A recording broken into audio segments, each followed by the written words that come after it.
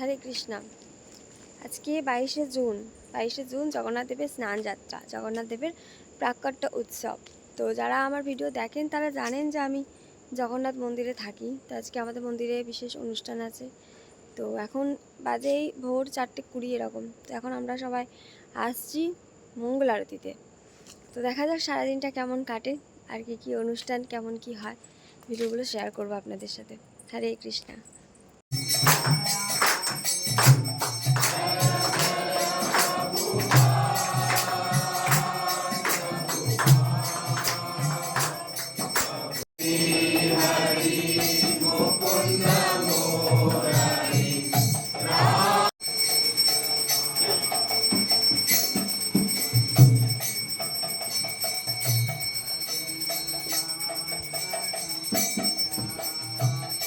হরে কৃষ্ণা।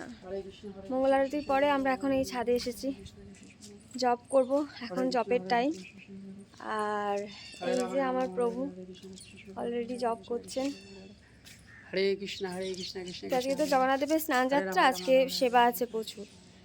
আর জানি না সারাদিন হয়তো রেস্টও হবে না। আর জগন্নাথ দেব যাবেন 12টার সময়, কারণ আমাদের মন্দিরটা তো অনেক ছোট। এখানে মানে এতজন লোকের জায়গা হবে না, প্রায় 6000 লোক আসবেন অনুষ্ঠানে। তো ওখানে দেখা যাক কি হয়, কেমন কি সারাদিনটা কাটে।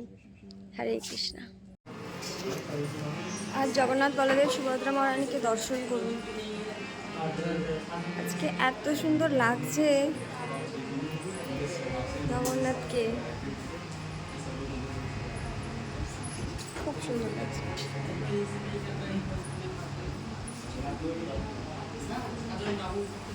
রাজবেশে দর্শন।